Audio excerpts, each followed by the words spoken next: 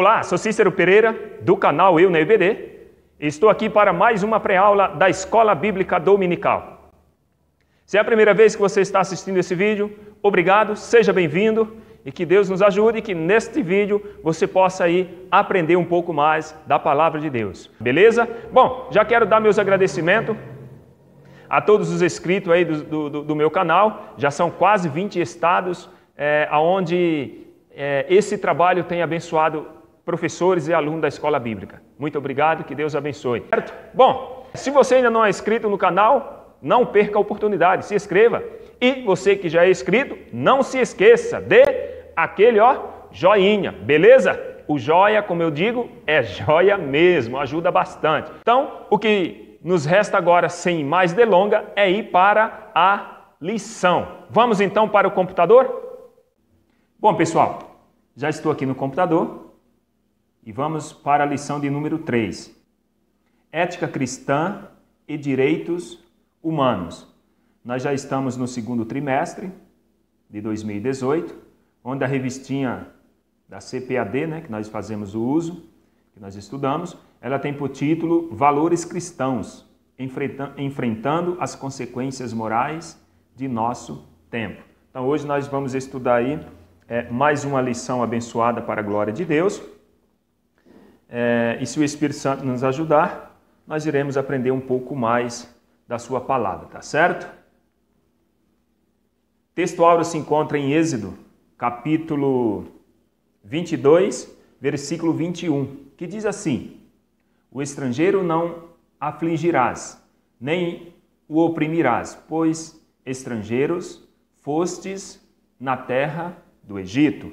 Verdade prática, os direitos do ser humano revelado na palavra de Deus, tem como fundamento o amor. Então já é importante nós ressaltarmos aqui que os direitos do ser humano que estão revelados na palavra de Deus, ele tem como base, como fundamento, como princípio, o amor. Porque o amor, ele é o termômetro da espiritualidade, digamos assim, do cristão. Leitura bíblica em classe se encontra no livro de Isaías, capítulo 58, do versículo 6 ao versículo 12. Como de costume, não irei fazer a lição para que nós possamos ganhar tempo neste vídeo. Você pode depois aí, com mais calma, fazer a leitura aí na sua casa, aí, se você tiver de posse aí de uma Bíblia ou da revistinha. Tá certo, meu amado? Vamos avançar então. Na introdução diz assim, grande parte da história da humanidade demonstra que os direitos humanos foram prerrogativas de uma minoria privilegiada. Em tempos modernos, foi que surgiu o conceito de direitos fundamentais inerentes à dignidade humana. Então, as Escrituras Sagradas revelam a vontade de Deus acerca do que é direito e deveres nas relações humanas. Tópico 1. A origem dos direitos humanos. Subtópico 1, definição de direito. Bom, vamos lá. A raiz da palavra direito tem origem no latim rectus, que significa aquilo que é reto, correto, justo. Na perspectiva da ética, o que é direito torna-se modelo do que é bom e correto. Olha só, esses direitos eles refletem a dignidade do ser humano. Como, por exemplo, proteção à vida, liberdade individual, igualdade. Então, estes são os pressupostos fundamentais acerca da dignidade humana. Olha só que interessante de nós observarmos. Só saberá o que significa os direitos humanos quem um dia sofrerá injustiça. Mas nós vivemos numa sociedade que, infelizmente, nós vamos ver um pouco mais à frente nessa lição, que os direitos humanos eles são direcionados mais para uma determinada classe de pessoas. Nós vamos ver um pouco mais dentro dessa lição, tá certo? Mas qual que é a solução para a injustiça? Existe um meio ou uma solução para a justiça? Para a injustiça? Existe sim. É o justo. O justo, ele é o canal de bênção para a sociedade. Então, se as coisas estão difíceis, se a injustiça está grande, a corrupção, tudo isso é porque falta justo, nessa sociedade, tá certo? Olha só, o justo ele é bênção para a sociedade, tá certo? Mas olha, dentro desse contexto, vamos observar o que diz em 2 de Pedro 3,13. Todavia, de acordo com a sua promessa, esperamos novos céus e nova terra, onde habita a justiça. Então, não esperamos justiça do homem nesta sociedade que nós vivemos, dentro de umas leis que infelizmente só favorece as pessoas erradas, mas a Bíblia diz que nós devemos ser justos, porque nós aguardamos uma promessa, não é verdade?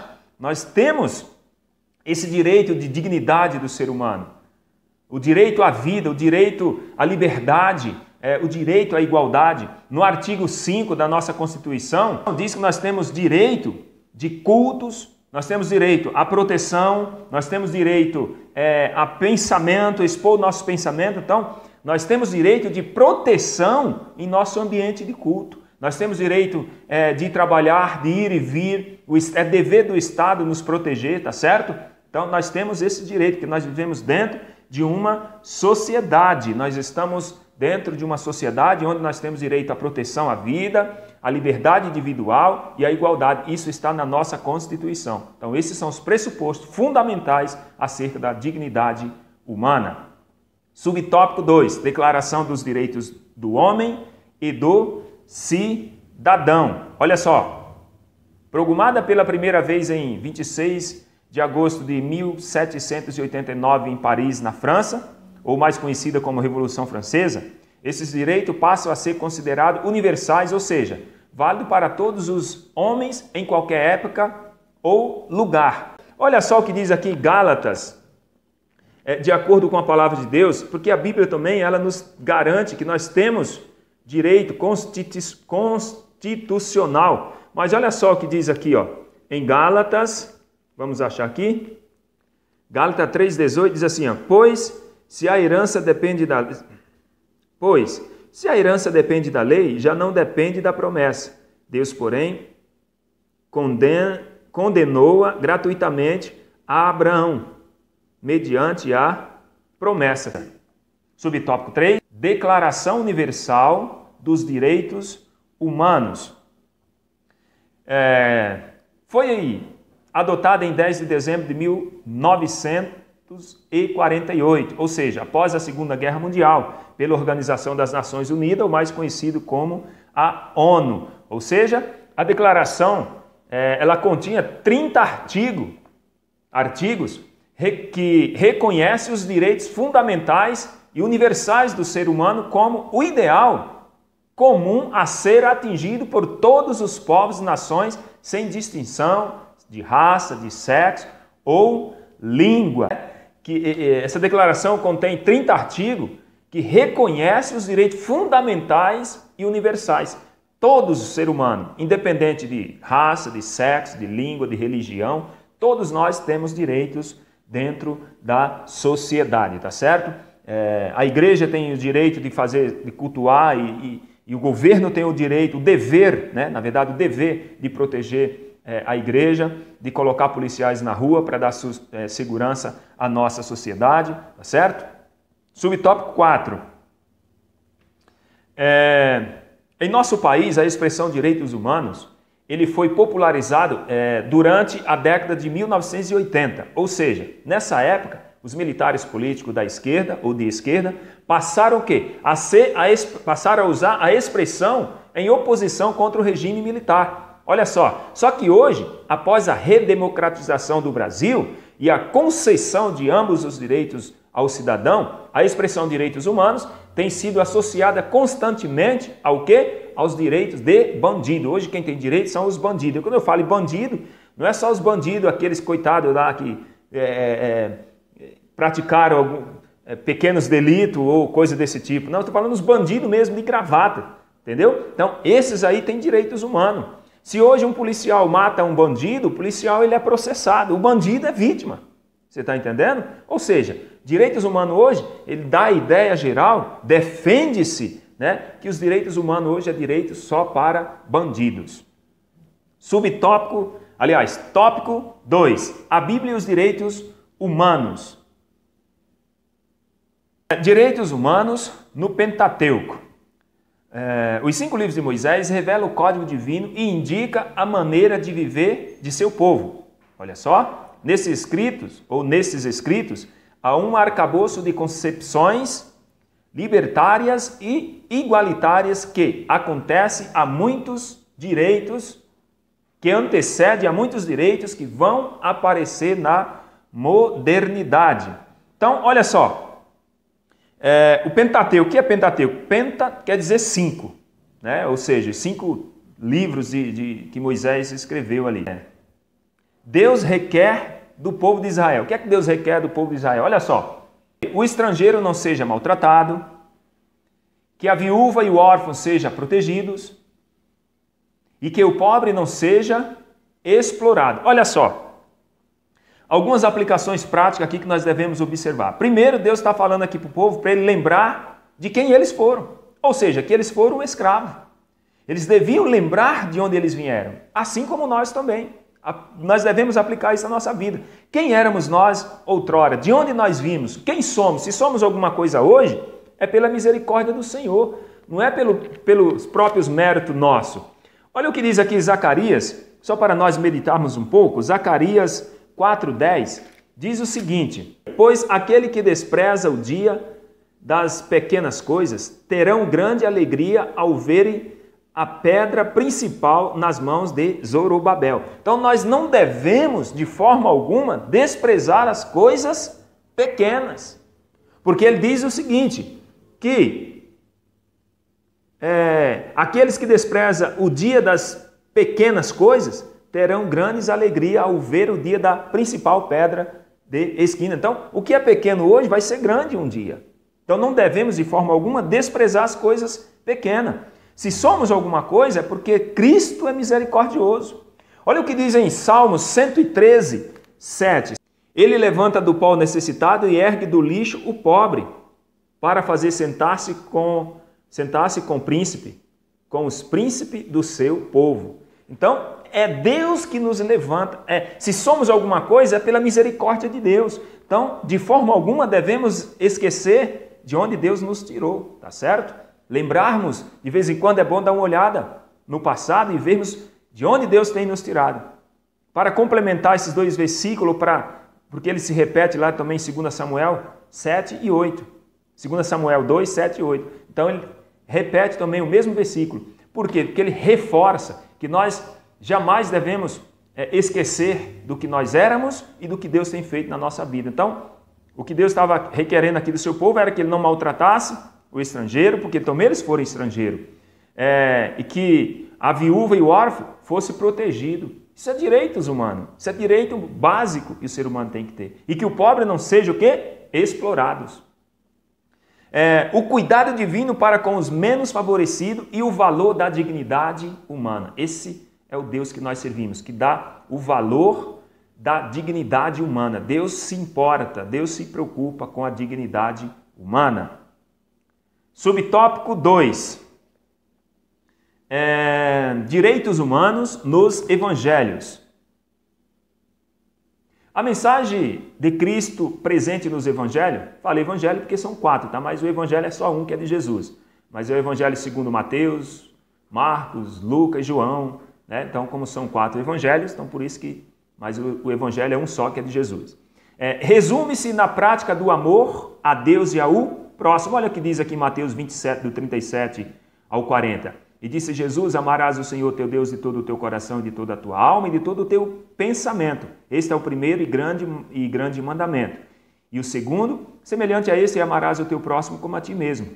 Destes 2 mandamentos depende toda a lei e os profetas, tá certo? Então, o termômetro, como eu disse no começo, da espiritualidade na vida de alguém, na vida de um crente, é o quê? É o amor. Então, amor é sinônimo do quê? De doar, de doar. Quem ama, doa. Não foi assim que Deus fez? Amou o mundo de tal maneira que doou, né? Deu o seu filho.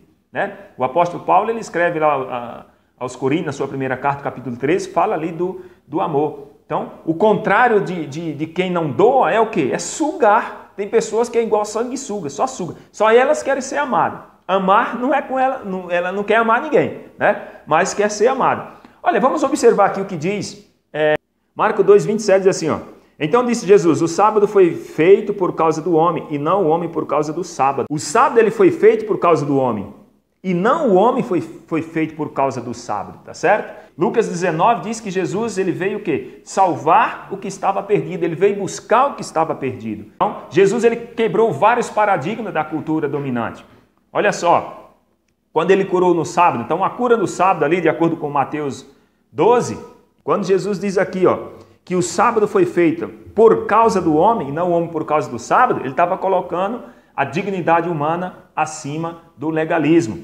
Ao conversar com a mulher samaritana, lá no capítulo 4 do livro de João, Cristo ele se opôs ao preconceito étnico, porque os judeus não falavam com os samaritanos, as mulheres não poderiam conversar com o samaritano, com o homem, tá certo? Muito menos com o profeta. Então Cristo aqui, ele opôs-se ao preconceito étnico. Então, também ao jantar em casa de Levi, o publicano, Jesus ele rechaçou a atitude discriminatórias, você está entendendo? Ao receber também e abençoar as crianças, os meninos, Cristo ele defendeu os direitos das crianças. Olha que coisa interessante, que coisa maravilhosa. Jesus ele quebrou vários paradigmas quando ele esteve aqui na terra, quando ele estava exercendo seu ministério. Então, tudo que era dominante na cultura judaica, Jesus quebrou. Subtópico 3, direitos humanos em Paulo. Bom, vamos lá. O apóstolo dos gentios reconhece o direito de igualdade entre as raças, as classes sociais e o gênero.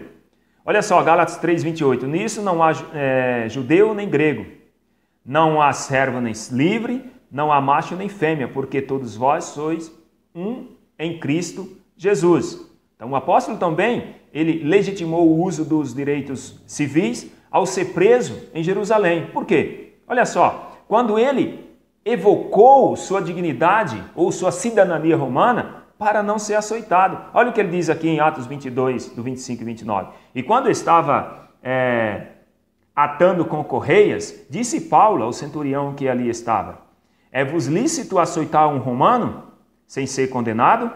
E ouvindo isso, o centurião foi e anunciou ao tribunal ao tribuno dizendo, vê o que vais fazer, porque este homem é romano.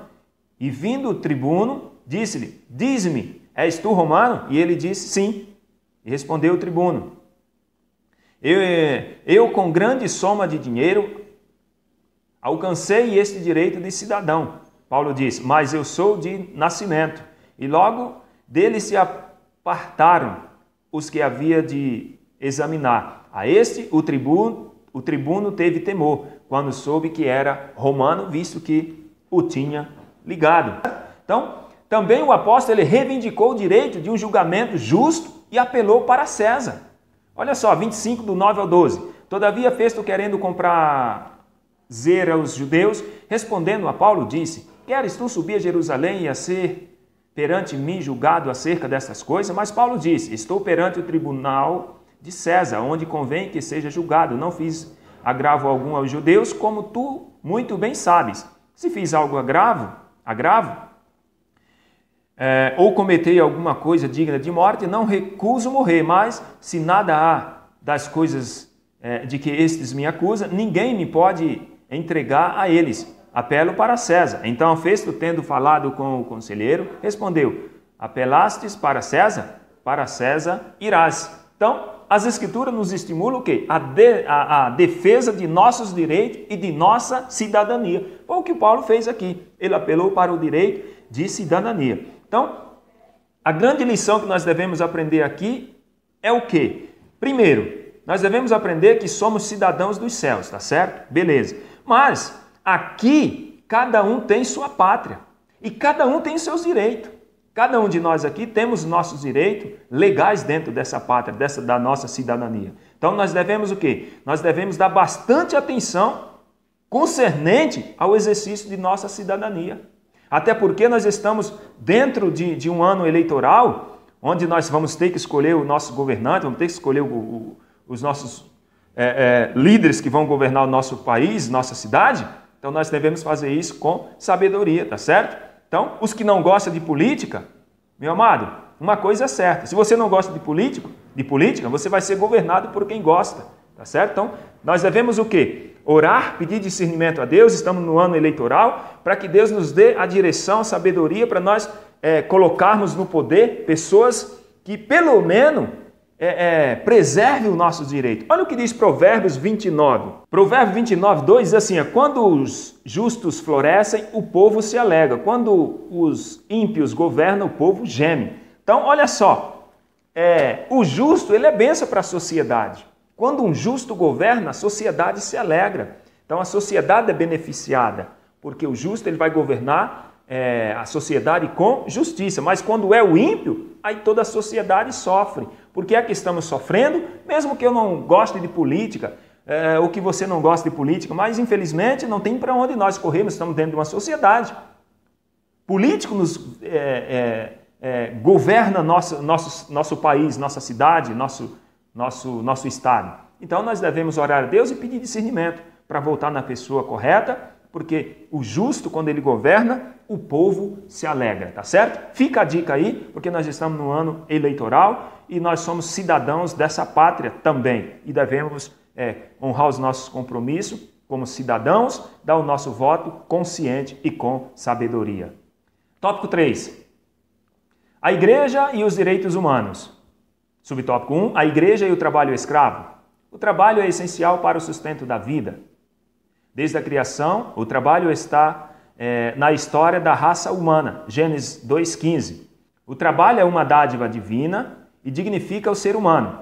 Eclesiastes 3,13, Efésios 4,28. Você depois faz aí uma leitura.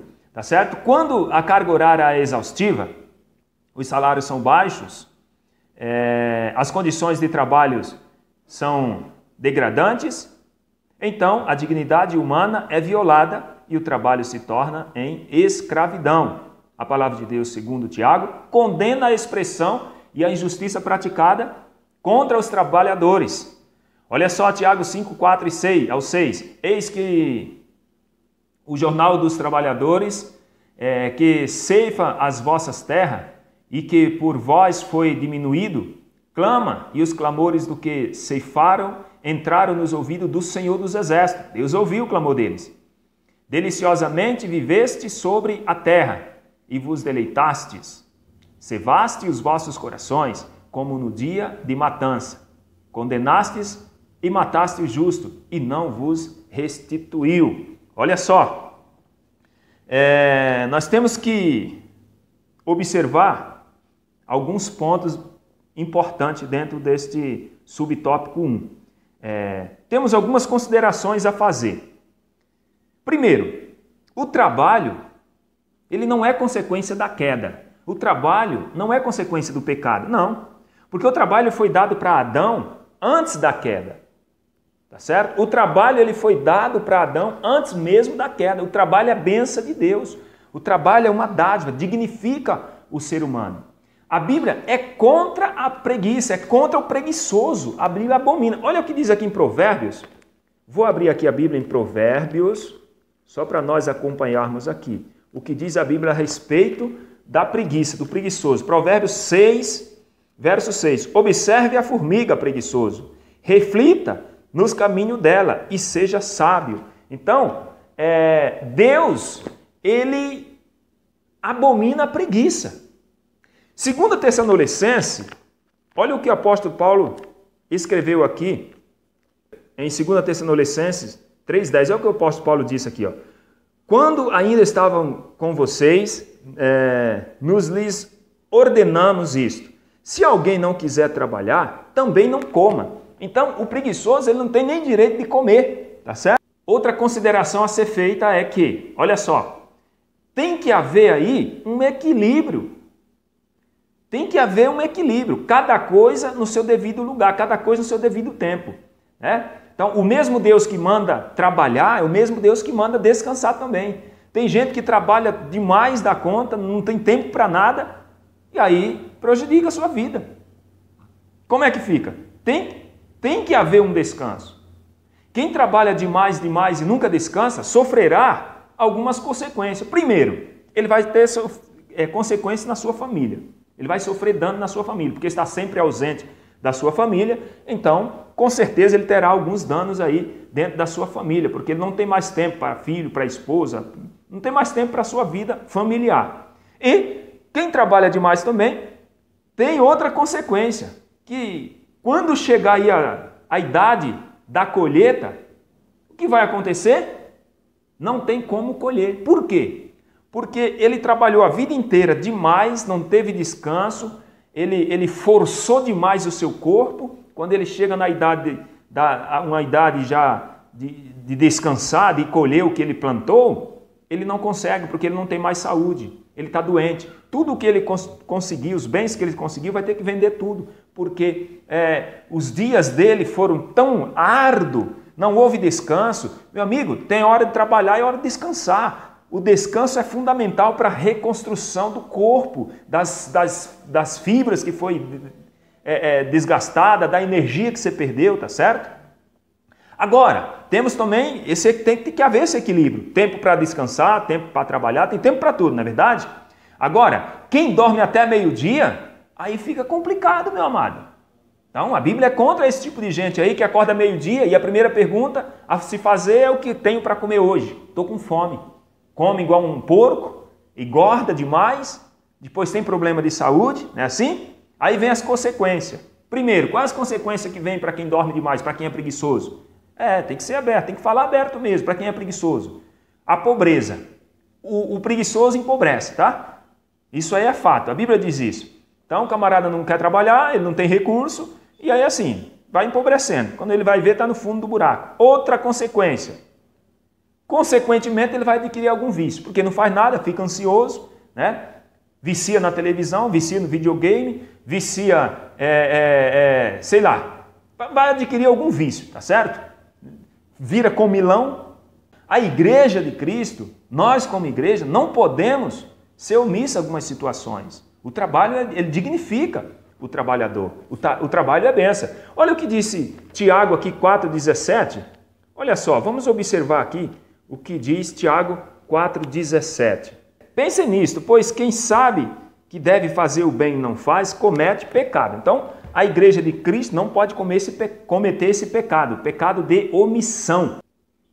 Então, aquele que sabe fazer o bem e não faz, ele peca. Esse pecado é pecado de omissão.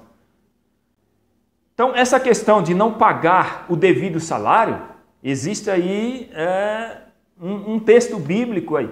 Então, olha só, existe uma coisa bastante presente na nossa sociedade, infelizmente, que é o quê? Que é a pirataria. Então, essa questão de não pagar o que é devido salário, que não é pagar, vamos traduzir isso aqui, que não dá a César o que é de César e a Deus o que é de Deus, é meio complicado, porque existe aí, dentro da sociedade, uma coisa chamada pirataria que tomou conta da nossa sociedade. Mas eu vou deixar aqui um versículo para você observar, e aí você lê com cuidado e analisa direitinho, tá? E você pensa aí, tira suas conclusões. Olha o que diz Jeremias 22, 13. Ai daqueles que constroem o seu palácio por meios corruptos, seus aposentos pela injustiça, fazendo os seus compatriotas trabalharem por nada, sem pagar-lhes o devido salário. Então, devemos aí observar com mais atenção esse negócio aí de pirataria. É lícito ou não é lícito? Então você medita com mais calma aí, Jeremias 22, 13, porque fala dessa coisa aí que é bastante presente na sociedade de hoje, que é a pirataria, tá certo? Bom, subtópico 2, a igreja e os prisioneiros. Em 2014, o Conselho Nacional de Justiça do Brasil, o CNJ, divulgou que a nossa população carcerária era de 563.526 presos e 206.307 além da capacidade de vagas. Somado ao problema da superlotação, os presidiários públicos também não oferecem as condições mínimas de dignidade humana, higiene e salubridade. nosso índice de reincidência no crime é de 70%, o que demonstra a ineficiência do Estado na reassocialização dos prisioneiros. A igreja não pode negligenciar o seu papel de visitar e evangelizar os encarcerados. Hebreus 13:3, lembrai-vos dos presos como se estivesses preso com eles, e dos maltratados como sendo-vos mesmo também no corpo. Por meio da ação dos servos de Cristo, os prisioneiros recebem dignidade e, sobretudo, a salvação. Então, olha só, vamos fazer aqui pelo menos duas considerações. A primeira uma igreja no bairro, ela é uma bênção para a sociedade, ela é uma bênção para o seu bairro. Por quê? Porque qual é o papel da igreja? A igreja ela está sempre orando, intercedendo pelos presos, pelas pessoas, a igreja está sempre evangelizando, tá certo? Então, uma boa parcela aí das pessoas que estão na igreja, que são membros da igreja, são constituídas por ex o quê? Ex-presidiário, ex-prostituta, ex-ladrão, ex-mentiroso, ex-isso, ex-aquilo, não é assim? Então, a igreja tem um papel fundamental dentro da sociedade. Então, o que a lei não pode fazer, o Evangelho de Cristo faz, o Evangelho de Cristo transforma. A lei ela pode punir, sim, a lei pune severamente, mas ela não transforma o caráter do ser humano. Mas a transformação desse caráter se dá por meio do Evangelho de Cristo, se dá por meio da palavra de Deus. Por quê? Porque o Evangelho, ele é o poder de Deus para aqueles que crêem. 2 Coríntios 5,17 diz que se alguém está em Cristo, vamos abrir aqui. Diz assim, 2 Coríntios 5,17, portanto, se alguém está em Cristo, é nova criação. As coisas antigas passaram-se e eis que surgiram coisas novas. Então, o Evangelho de Cristo, ele transforma a vida, ele muda o pensamento das pessoas. Então, a igreja tem um papel fundamental. Por que o índice de reincidência é grande? A pessoa que comete o delito, ela volta de novo para a prisão. Porque ela não foi transformada. A lei não tem poder para transformar caráter, não tem poder para transformar o ser humano. O que tem poder é o Evangelho. Então a igreja tem que fazer esse papel. A igreja tem que estar pronta para tal papel, tá certo? Então, essa é a primeira consideração a fazer. A segunda consideração é que aqueles que se encontram encarcerados, a igreja tem uma missão muito importante. Mateus 25, olha só o que diz aqui, Mateus 25, 35. Pois eu tive fome e vocês me deram de comer, tive sede e vocês me deram de beber, fui estrangeiro e vocês me acolheram, necessitais de roupa e vocês me vestiram, estive enfermo e vocês cuidaram de mim, estive preso e vocês me vestiram. Então, olha só, aí disseram, mestre, quando é que te vimos assim? Diz, quando fizesse um desses meus pequenininhos. Então, quando nós fazemos a um desses menosprezado pela sociedade, porque o carcereiro também, o preso também, ele tem direito à reassocialização, ele tem direito a uma segunda oportunidade, mas a lei não tem poder para fazer isso. O Evangelho tem. Então a igreja ela tem esse papel fundamental. Nós devemos pregar para essas pessoas. Claro que nós temos que visitar os presos, sim, mas devemos o quê? Fazer isso dentro do amparo legal da lei. Temos que procurar saber como é que funciona, como devemos implantar um trabalho desse. Mas esse tipo de trabalho ele é muito importante para a sociedade, porque dali vai sair um pregador do Evangelho, vai sair um cidadão de bem, porque onde o Evangelho entra, ele muda. O Evangelho muda a pessoa, muda a caráter. A lei, a punição não muda ninguém. Então, por meio da ação dos servos de Cristo, os prisioneiros, eles recebem dignidade de novo, que não tinha, e sobretudo a salvação. Jesus veio e foi para todos, sem acepção de pessoas. Quem crê tem sua vida transformada, independente quem seja, independente do pecado que cometeu, se crer e se arrepender, alcança de Cristo a misericórdia e a dignidade Deus devolve novamente, tá certo? Subtópico 3, a igreja e o problema social. Olha só, os principais problemas sociais do Brasil são o desemprego, 12,3% milhões de pessoas estão sem emprego, tá certo? Moradia, 50% dos brasileiros não têm direito à moradia porque ganha aí menos de um salário mínimo, 340 e alguma coisa, 343, mais ou menos 80 e pouco. Menos de metade de um salário mínimo, tá certo? Saúde, educação e segurança e outros. Então, os principais problemas do Brasil é isso aí, o desemprego, a moradia. 50% das pessoas não têm uma moradia digna, tá certo? A saúde pública está escassa, a educação, misericórdia, segurança e outros problemas que acontecem. Olha só, Abacuque, em sua época, constatou problemas similares. Quais foram? Esses aqui, ó, opressão, violência, litígio, impunidade, suborno, juízo distorcido. Então, o profeta, ele tinha consciência de que o mal a ser combatido era o quê? O pecado. Então, a igreja deve unir força para restaurar a nação por meio da confissão sincera e do clamor a Deus. Segundo as Crônicas 7,14. E se meu povo que se chama pelo meu nome, e se humilhar, orar, buscar a minha face, e se converter dos seus maus caminhos, então eu ouvirei dos céus e perdoarei os seus pecados e sararei a sua terra. Então, olha só, estima-se que dentro da nossa cultura, isso já está enraizado dentro da nossa cultura. Ou seja, dentro da nossa sociedade. Isso desde o mais simples, o mais alto escalão da sociedade. Isso aqui, ó, que nós lemos aqui atrás, o suborno, a opressão, ou seja, a criminalidade, isso já está enraizado dentro da sociedade. Só que as consequências, eles estão aí.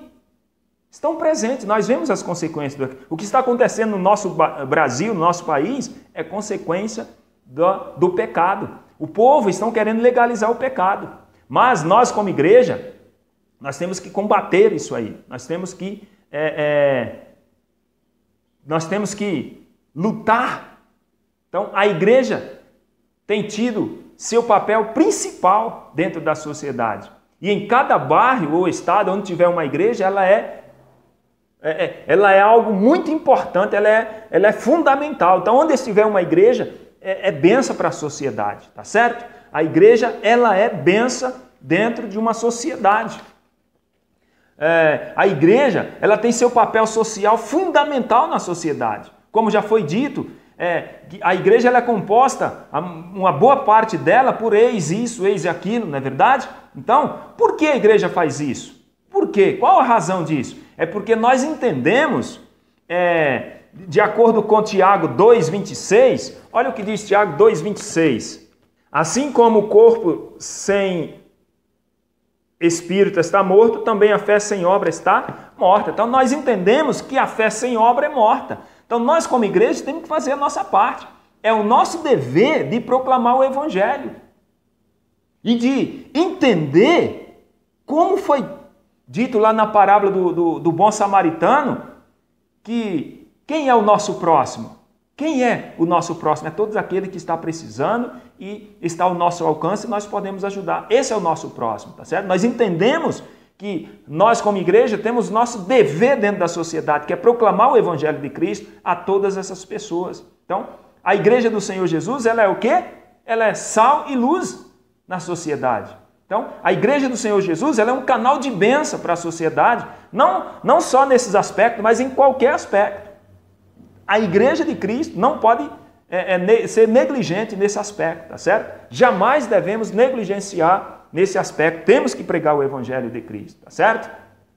Bom, nós já chegamos aqui na conclusão. Quero me despedir de vocês e que Deus possa abençoar. Espera só mais um pouquinho, que nós já estamos finalizando. Se essa aula até aqui tem sido bênção para você, deixa aí o seu joia, deixa aí o seu gostei. Se você não é inscrito no canal, se inscreva para ajudar o canal aí a crescer e que o Espírito Santo de Deus te dê graça e que o Senhor Jesus te abençoe. Aqui na introdução nós finalizamos dizendo o seguinte: nenhum outro livro tem enaltecido tanto a dignidade humana como o faz a Bíblia Sagrada. As Escrituras revelam o amor de Deus sem acepção de pessoas. A igreja é advertida em perseverar na prática do bem ao próximo. E os que ficam impassíveis diante da violação dos direitos humanos são considerados pecadores, de acordo com Tiago 4,17. Tá certo, meu amado? Muito obrigado por você ter me acompanhado. atrasei em fazer esta videoaula, porque está sendo muita correria aqui para mim, mas o Senhor Jesus tem dado de graça. Então, tudo isso e muito mais, nós fazemos dentro do reino dele, se for da vontade do Senhor. Tá certo? Muito obrigado e até a próxima aula, em nome do Senhor Jesus.